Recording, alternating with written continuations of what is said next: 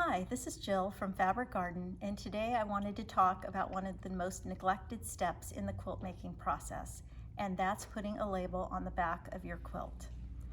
Putting a label on the back of your quilt gives your quilt a history. It lets people years down the road know who made the quilt, when the quilt was made, and can actually increase the value of your quilt.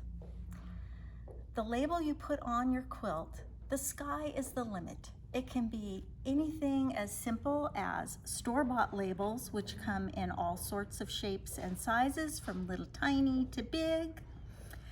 Or a quilt label could just be a simple plain piece of fabric that you write on. You could border that piece of fabric. You could run printable fabric through your home inkjet printer. You could even machine or hand embroider your quilt label. Just use your imagination and make that quilt label whatever you would like it to be. The next step would be, how do you write on the quilt label? I find I usually need a little guidance with writing straight. So I find if I make some lines on a 3x5 card that I can put behind the label, that helps me to write straight, because otherwise I write crooked. The other thing that can be helpful is a little bit of freezer paper. Freezer paper has a flat side and it has a shiny side. If you cut a piece of freezer paper out about the size of your label and iron your label onto the shiny side, that will stabilize your fabric so that when you write on the label, the fabric won't stretch and move around.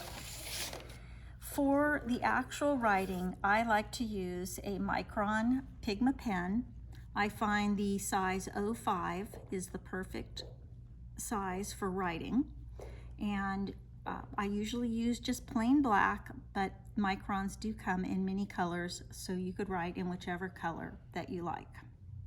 Now, the next step is, what do you write on the label? You should write the name of the quilt pattern, or you could even make up a name for your quilt.